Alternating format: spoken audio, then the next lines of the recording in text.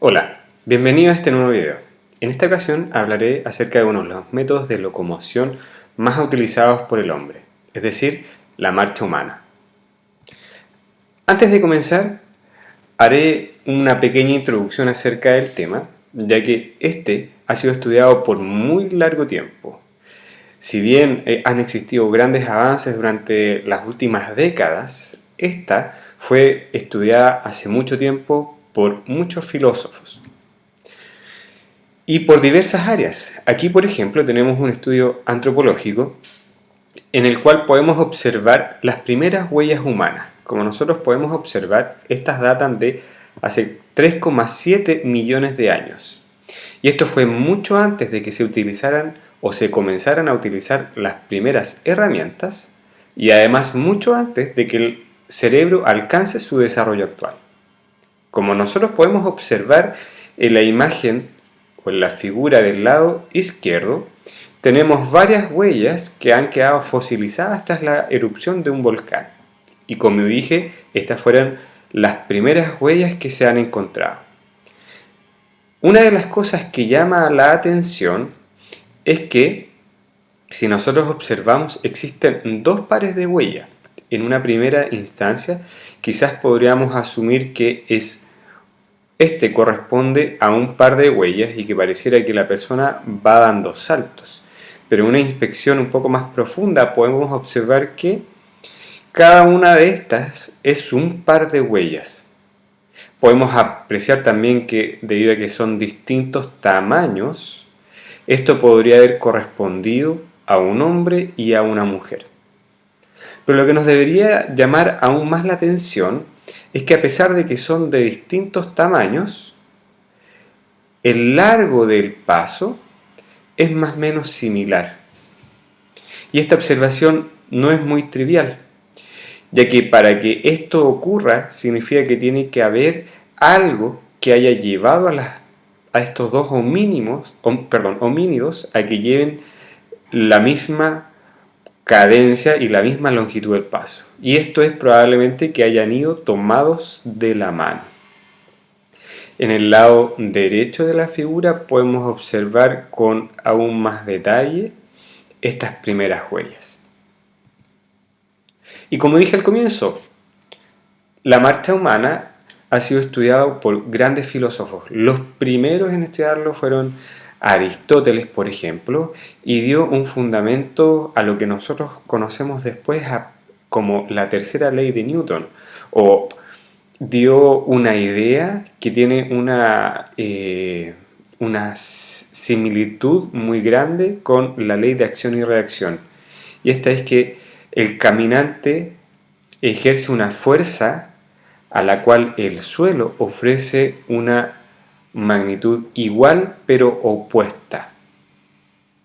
Y esto, como veremos más adelante, es uno de los principales requisitos para la marcha humana. Y así, esta ha sido descrita por muchos biomecánicos y en el último siglo Inman, Saunders, Cabana y Kuo han hecho descripciones acerca de la cinética, cinemática, electromiografía y gasto energético, cosa que sin los instrumentos de evaluación actuales sería muy difícil de lograr. Entonces, antes de comenzar a definir algunas variables y algunos parámetros importantes para la evaluación de la marcha, es importante dar una definición. Primero, es un método de locomoción. Esto significa que nos va a permitir mover nuestro cuerpo y, más importante, nuestro centro de masa o centro de gravedad desde un punto A hasta un punto B.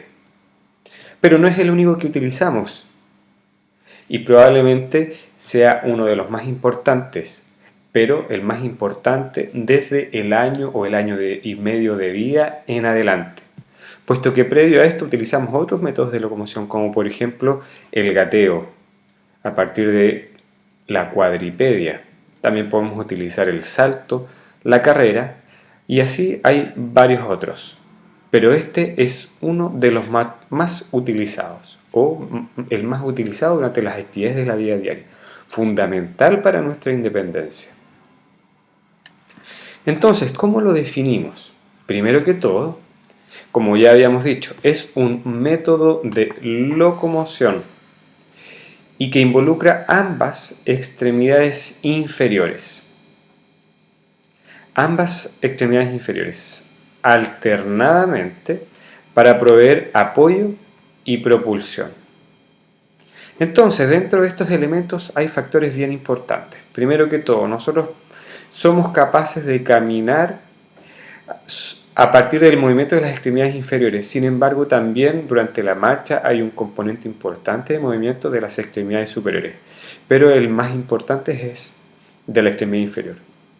Es alternado porque requiere que ambas extremidades vayan en fases distintas.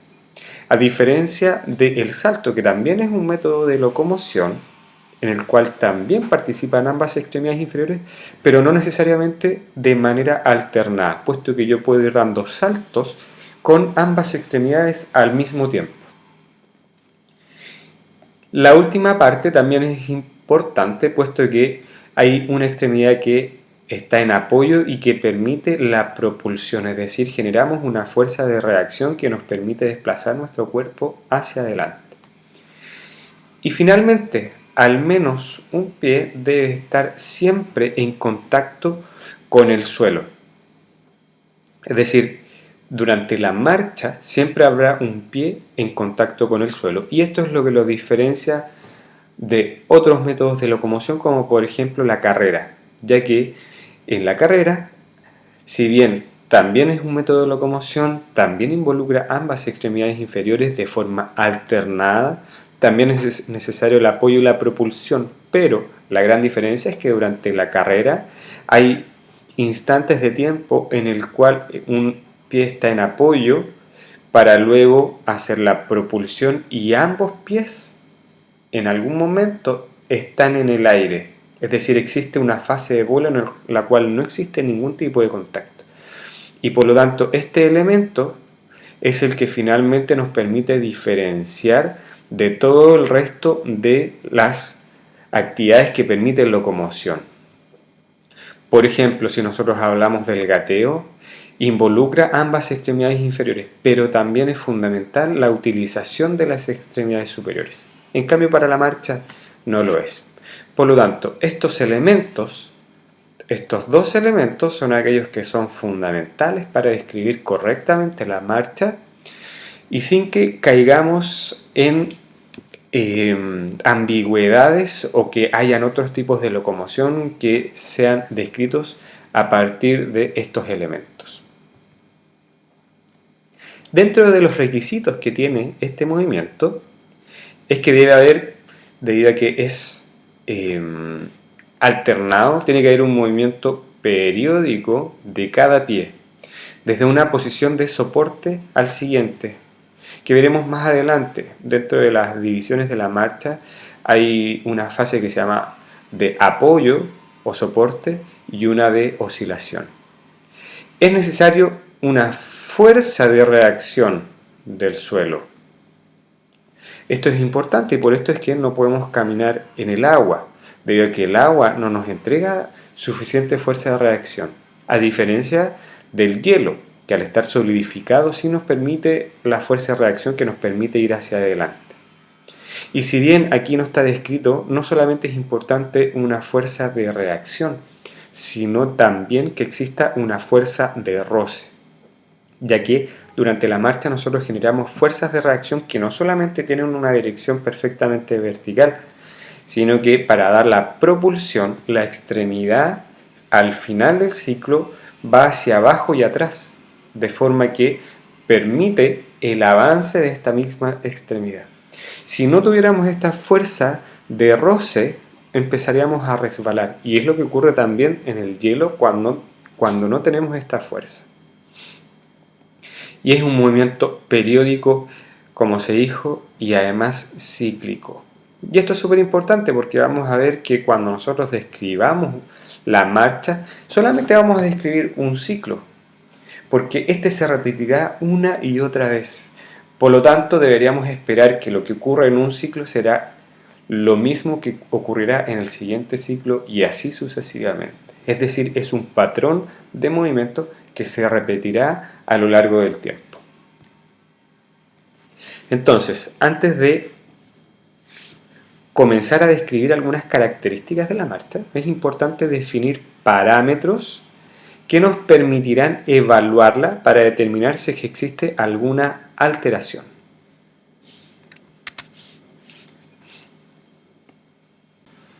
El primer parámetro que describiré es un paso.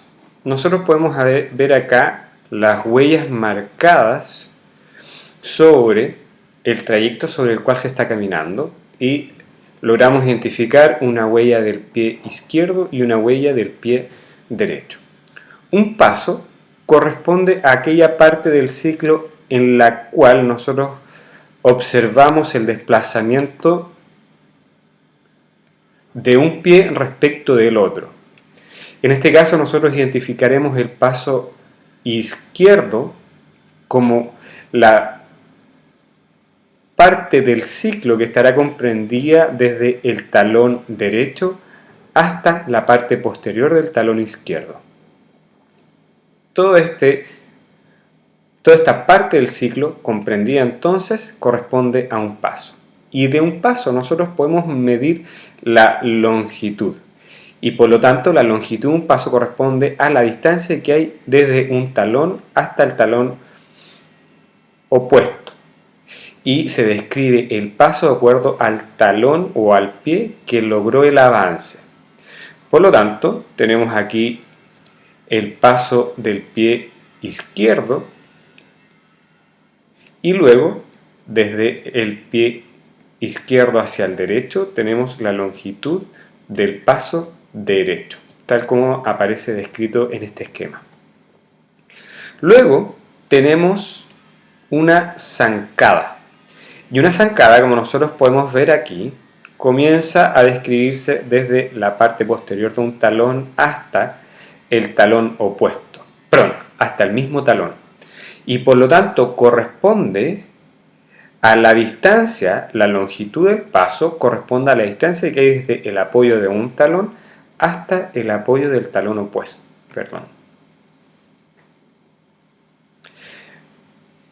Una zancada corresponde a la parte del ciclo en la cual se apoya un talón y se vuelve a apoyar el mismo talón.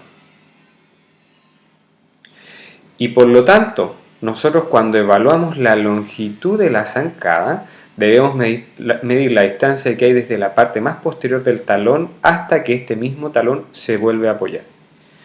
Si nosotros integramos la definición previa de un paso, logramos observar además que una zancada es la suma de los dos pasos de ambas extremidades, es decir, es la suma de la longitud del paso izquierdo junto con la del derecho. El siguiente parámetro que vamos a describir es el ángulo del pie.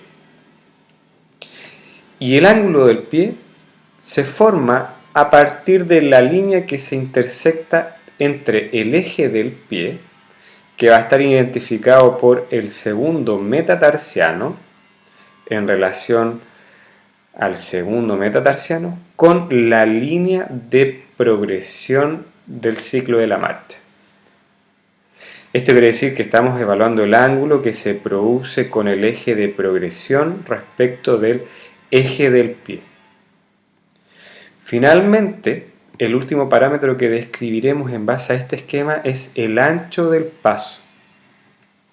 Y este corresponde a la distancia que hay entre la parte más posterior y central de un talón respecto del talón contralateral.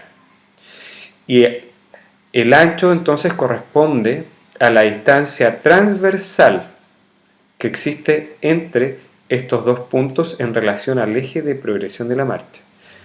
El ancho del paso no se toma de manera oblicua y tampoco se hace de esta forma la longitud del paso. Siempre estos parámetros son en relación a el eje de progresión. Entonces, Para cada uno de estos elementos, además, podemos describir el valor que nosotros esperaríamos encontrar normalmente. Entre ellos, la longitud de una zancada corresponde a 144 centímetros. Por lo tanto, si nosotros asumimos que la longitud de cada paso izquierdo y derecho es simétrico, deberíamos esperar que cada paso entonces tenga una longitud de 144 dividido en 2, es decir, 72 centímetros. Esto solo será cierto en aquellos casos entonces en que la marcha se encuentre normal, puesto que debido a alguna patología, ya sea traumatológica o neurológica, esto se verá alterado y en general el paso y la longitud del paso se verá acortada en aquella extremidad que se encuentre sana o que no tenga alteración.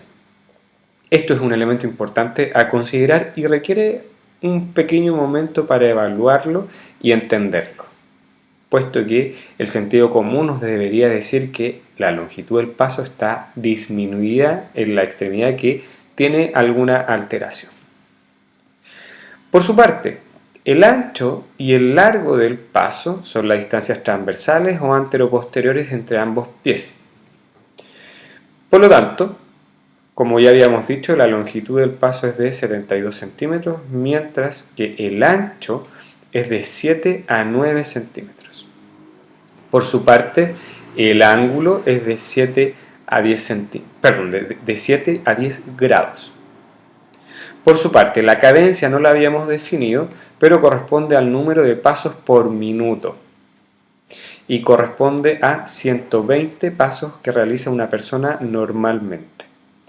Finalmente, la velocidad es de 1,37 metros partido por segundo o cerca de 5 km por hora. Ahora bien, la pregunta que nos deberíamos realizar ahora es ¿cómo podemos evaluar cada uno de estos parámetros? Y la idea del esquema de la imagen anterior es que visualicemos un procedimiento que nos permita marcar las huellas en el paso a medida que la persona va caminando. La forma más simple sería utilizar en el suelo, idealmente sobre una superficie oscura, por ejemplo una cartulina negra que sea rociada con talco, de forma que se le pide a la persona que camine sobre ella y sobre el talco para que éste deje marcadas las huellas durante la zona de tránsito.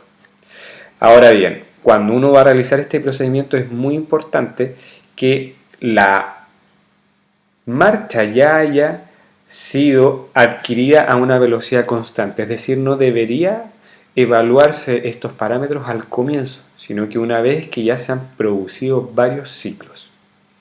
Entonces, a partir de esta fácil evaluación podemos evaluar la longitud y el ancho del paso, la longitud de la zancada y ojo, como dije previamente, es importante evaluar ambos pasos ya que pueden existir diferencias.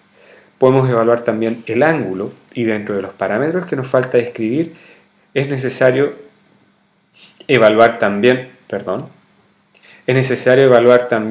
el número de pasos y esto lo podemos hacer con un cronómetro y contando, a lo mejor no necesariamente durante un minuto, pero en 15 o 30 segundos y luego lo multiplicamos por el factor correspondiente. Por otra parte, la velocidad podría ser una trivialidad evaluarla, es decir, podríamos evaluar la longitud del paso que son 72 centímetros, multiplicarlos por la cadencia, es decir, multiplicar 120 por 72 y tendríamos la distancia recorrida en un minuto. Pero aquí nosotros tenemos una unidad de velocidad y por lo tanto evaluada en segundos y esto nos quedaría por minuto. Por lo tanto deberíamos dividir este valor por 60 segundos y así la unidad de medida final sería 1,37 metros partido por segundo o un valor bastante cercano a esta cifra. Pero bien, Para que esta fórmula o este procedimiento de velocidad sea atingente y adecuado, es necesario que cada paso sea simétrico, es decir, la distancia recorrida por el pie izquierdo y por el pie derecho sea igual y tenga una velocidad más o menos similar y constante. En caso de patología, probablemente esto no va a ser así y debemos buscar una forma alternativa. Y una bastante fácil también de lograr es trazar una distancia conocida, aproximadamente 10 metros, y pedir a la persona que camine y la recorra repetidas veces en un minuto. Y luego contamos el número de vueltas que dio, incluida la fracción final, porque probablemente no va a recorrer exactamente 10 metros en la última vuelta. Y eso luego lo dividimos por 60 segundos. Y así también tendríamos una forma de evaluar también la velocidad que no implique asumir que la longitud del paso es exactamente igual o es simétrica. En este cuadro tenemos algunas mediciones de distintos autores con el valor promedio que aparece aquí. El primer número encerrado en este esquema es el promedio del parámetro evaluado, es decir, la longitud de una zancada, de acuerdo a este autor, es 1,33 metros. Pero otros autores han evaluado hasta 1,63 y además aparece la desviación estándar, cuánto deberíamos esperar que este valor oscile normalmente. Entonces, los valores que se dieron previamente es un valor que nosotros deberíamos utilizar solo como referencia. Podemos observar también que la longitud del paso es de 70 centímetros, el ancho es de 0,6 a 9 centímetros, es decir, hay una diferencia considerable, y el ángulo entre 5 a 6,8. Podemos observar también la cadencia que va entre 100 y 131 pasos y la velocidad entre 0,82 hasta 0,16 perdón, 0,8 metros partido por segundo con una desviación estándar de 1,6, es decir, una gran desviación estándar indica que los valores pueden tener una gran diferencia. Pues bien, entonces la marcha puede ser considerada como un movimiento cíclico, en la cual participarán tanto extremidades inferiores, fundamentalmente, pero también se incluye la utilización de las extremidades superiores. Por lo tanto, desde ahora en adelante describiremos la secuencia que se irá repitiendo una y otra vez. Entonces utilizaremos este modelo tridimensional para ver cómo se repite cada uno de estos ciclos. Vamos a utilizar como referencia la extremidad inferior derecha para describir el inicio del ciclo. Y el inicio del ciclo será siempre descrito en base al momento en el cual el talón se apoye sobre el suelo. Por lo tanto, aquí comienza el tiempo cero o el 0% del ciclo.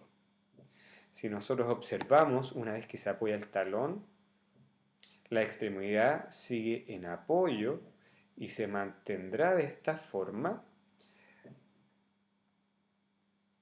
hasta que la siguiente extremidad vuelva a apoyarse. Podemos observar entonces que la extremidad derecha se mantuvo en apoyo, se apoya luego la extremidad izquierda, siempre por lo tanto existiendo una extremidad en apoyo y luego ocurre el despegue de la extremidad. Por lo tanto, hasta el momento podemos definir dos fases fundamentales de la marcha. La primera de ellas es la fase de apoyo, que es la que acabamos de observar cuando la extremidad siempre está en contacto con el suelo. Y luego viene una segunda parte en la cual la extremidad está oscilando. Y si nosotros seguimos observando, la extremidad se vuelve a apoyar.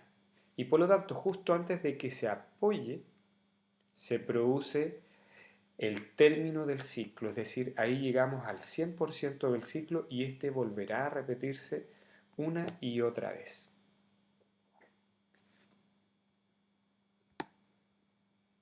Observémoslos nuevamente.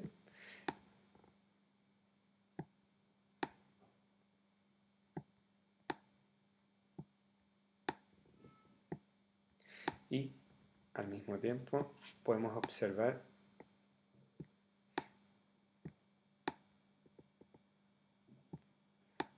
bajo distintos planos cómo esto debería reproducirse una y otra vez y cómo esto debería ser siempre simétrico.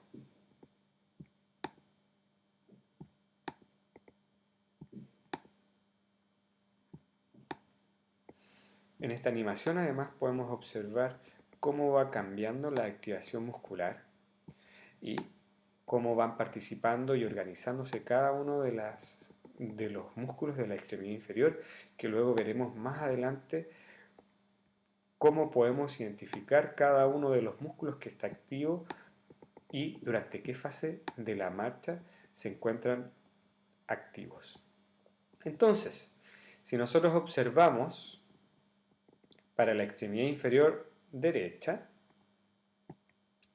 la longitud del paso entonces de la extremidad derecha va a ser la distancia que hay desde la parte posterior del talón izquierdo hasta el derecho. Ahí entonces estamos observando el largo del paso.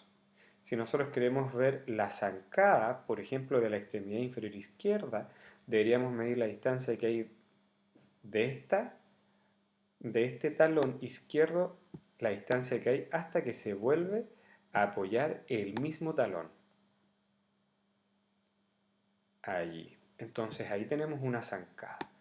Si nosotros quisiéramos ver el ancho del paso, tendríamos que verlo en el plano frontal y sería la distancia que hay desde un talón hacia el talón opuesto.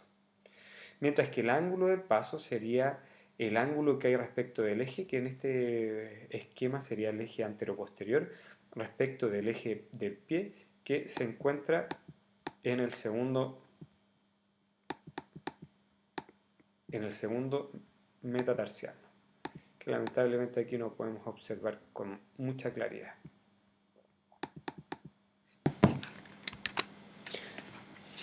Entonces, nosotros podemos resumir un ciclo de marcha como aquel instante de tiempo en el cual se repetirá exactamente el mismo patrón, comenzando la descripción desde el valor 0 hasta un valor 100 que indica el 100% del ciclo.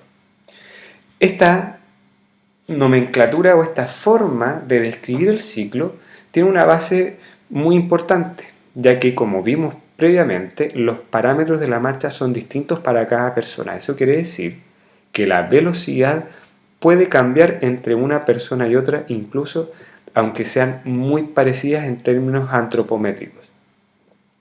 Por lo tanto, si la marcha se describiera en base a unidades temporales, muy probablemente lo que ocurre en 40 milisegundos o 500 milisegundos de una persona sea muy distinto a lo que ocurre en otra persona. Es decir, los eventos que nosotros iremos describiendo de ahora en adelante pueden ser distintos. Por lo tanto, se utiliza esta normalización de forma que, independiente del tiempo transcurrido, al 50, al 80 o al 100%, todas las personas deberían estar exactamente en la misma etapa. Por lo tanto, desde ahora en adelante, todas las descripciones que se hagan serán en base a la duración de un ciclo de marcha, es decir, desde el 0 hasta el 100%.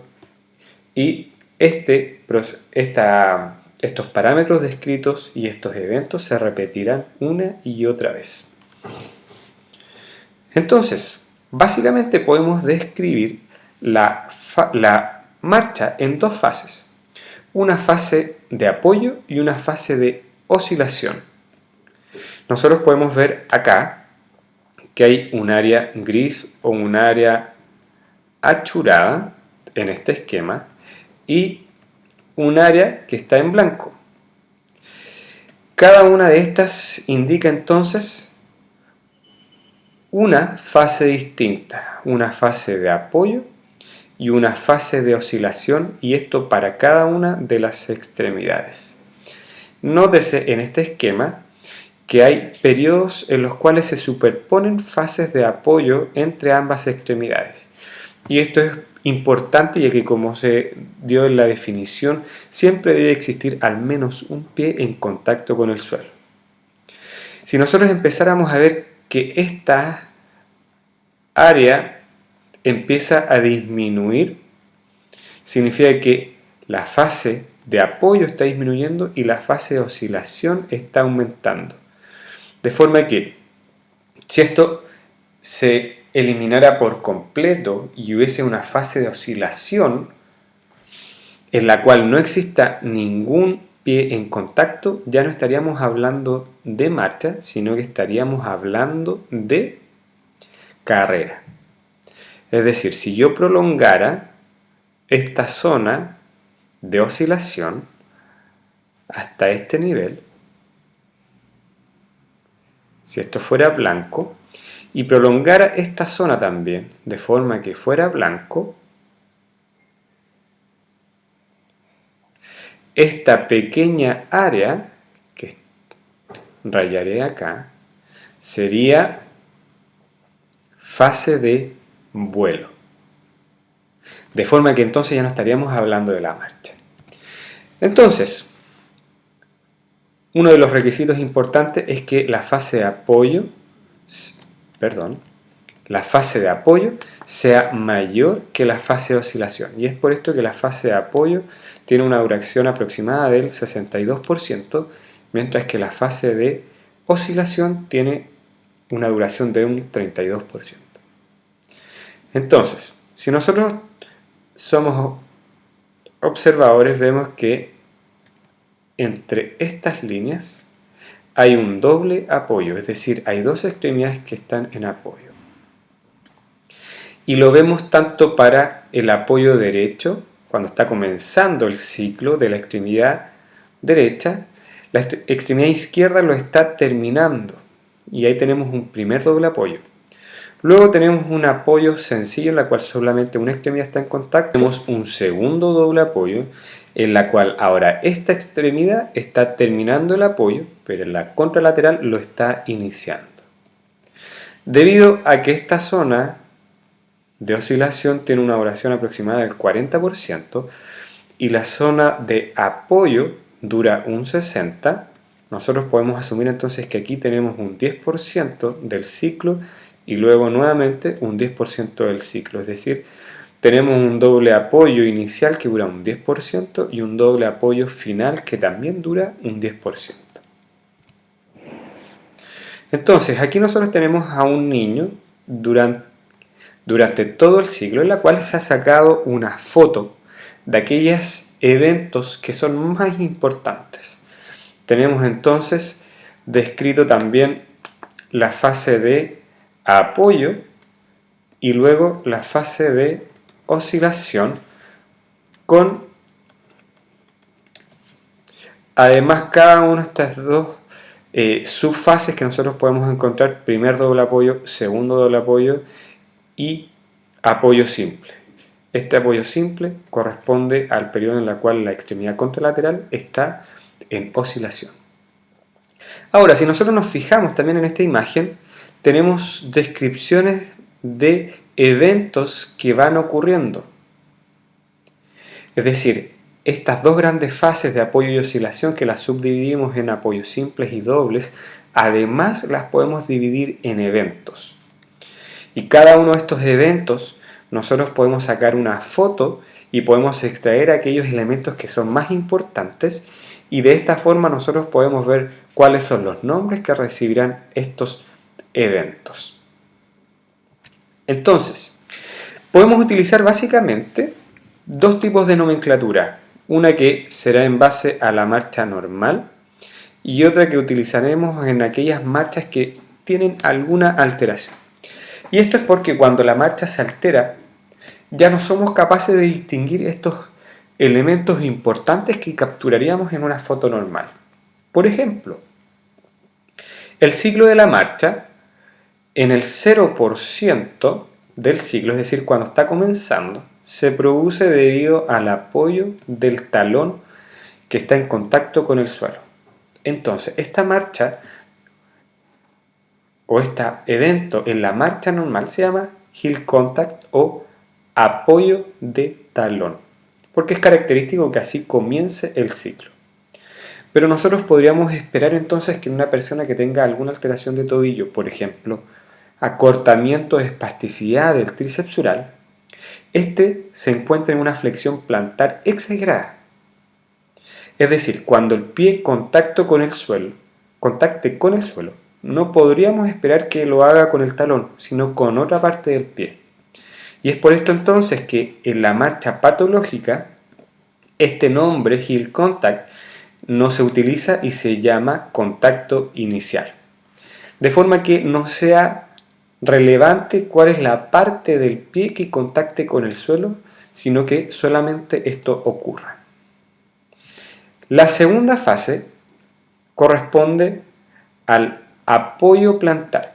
Y lo que nosotros observamos es que desde que se apoya el talón, lo siguiente que ocurre es que el pie comienza a tomar contacto con el suelo y ocurre una flexión plantar. Por lo tanto, ambos nombres para la marcha normal son bastante indicadores acerca de lo que está ocurriendo. Pero nuevamente, en el caso de una marcha alterada, y utilizo el mismo ejemplo de contractura o espasticidad de tríceps sural, el pie se va a mantener siempre en una flexión plantar. Eso quiere decir que nunca tendremos un apoyo de la planta del pie. Por lo tanto, nuevamente este nombre no sería apropiado. Por lo tanto, aquí vamos a llamar a esta fase respuesta a la carga. Si ustedes recuerdan, entre el 0 y el 10% del ciclo había un doble apoyo. Y si nosotros observamos aquí en la imagen, el pie opuesto todavía está apoyado. Esto quiere decir que todavía estamos en doble apoyo. Pero si nos fijamos bien, es solamente las cabezas de los metatarsianos y de los ortejos que están en apoyo. Eso significa que ya va a terminar la fase de apoyo doble para comenzar el apoyo simple, como vemos en la siguiente imagen. Y por lo tanto eso significa que estamos transfiriendo en esta fase el peso de una extremidad a la otra. Y es por esto que se llama respuesta a la carga. Ahora, la duración de la primera fase es entre el 0 y el 2%. Mientras que del apoyo plantar es del 0 al 10%, es decir, aquí existe una pequeña superposición de las fases.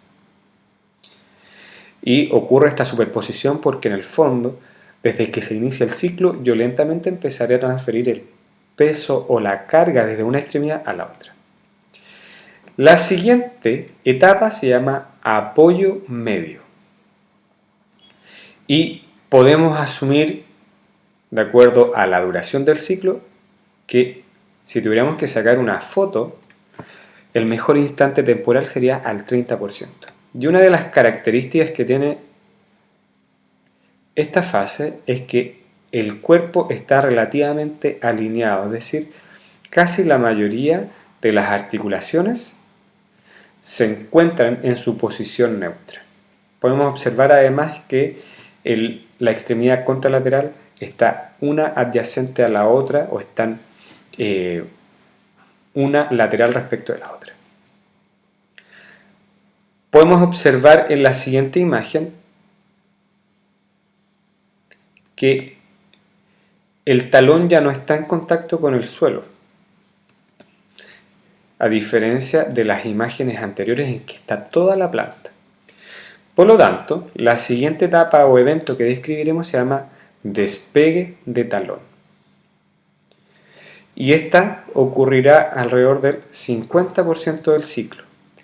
Ojo, entre el 30 y el 50%. mientras que el apoyo medio entre el 10 y el 30. Nuevamente, haré y tomaré el ejemplo de espasticidad o acortamiento de tríceps sural para explicar por qué este no es el nombre adecuado para la marcha patológica. Y es porque si el talón nunca se apoyó, la planta nunca estuvo en contacto con el suelo, significa que el talón nunca se va a ver apoyado y tampoco despegado. Por lo tanto, esta fase recibirá el nombre de apoyo terminal para un ciclo de marcha patológica. Finalmente, nosotros podemos observar que al finalizar la fase de apoyo, el último punto que está en contacto con el suelo es el primer ortejo. Y por lo tanto el nombre de este evento para la marcha normal es despegue de los ortejos. En algunos casos esto tampoco podría ocurrir y el nombre que vamos a llamar a esta fase para la marcha patológica es de preoscilación. Esta obviamente va a ocurrir al 60%, pero como dije previamente, en realidad son eventos que tienen una duración mayor a lo que nosotros obtendríamos en una foto, es decir, va del 50 al 60. Así como el despegue de talón va del 30 al 50. Y el apoyo plantar del 0 al 10 y el apoyo medio entre el 10 y el 30. Luego de la fase de apoyo viene la fase de oscilación. Y esta solamente se divide en 3 fases a diferencia de el apoyo, que se divide en 5. Y aquí tenemos aceleración inicial. Y se llama de esta forma puesto que una vez que nosotros despeguemos el pie, el peso de la extremidad hará que ésta avance hacia adelante. En el caso de la marcha patológica, esto se llamará oscilación inicial. Nótese que hay 2 fases que reciben el mismo nombre en el apoyo y en la oscilación. La primera de ellas es en el apoyo, que se llama apoyo medio, y la segunda de ellas se llama oscilación media, es decir, estas 2 fases mantienen sus nombres, porque simplemente indican que está ocurriendo la mitad del ciclo. Finalmente viene la desaceleración para la marcha normal, y es debido a que, como la extremidad comenzó acelerándose, debemos frenarla para que ésta se apoye adecuadamente con el suelo y esté preparada para continuar nuevamente con el ciclo.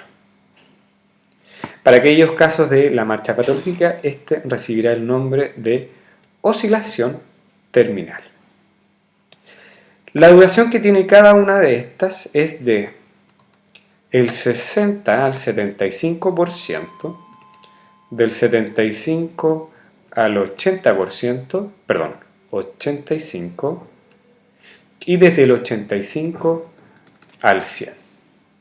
Entonces, ahora podemos dividir cada una de estas grandes fases en subfases o eventos. Y además podemos identificar la duración de cada uno de ellos. En total, entonces, tenemos 8 eventos, 5 para la fase de apoyo y 3 para la fase de oscilación. Aquí podemos ver la secuencia de la extremidad que está siendo evaluada desde el contacto inicial, mientras va ocurriendo la respuesta a la carga, apoyo medio, despegue de talón hasta el despegue de los dedos y la oscilación inicial, media y final. Aquí hay un pequeño error y es que esto debería ir hasta el 75% para que tenga coherencia la duración total del ciclo de oscilación. Si no,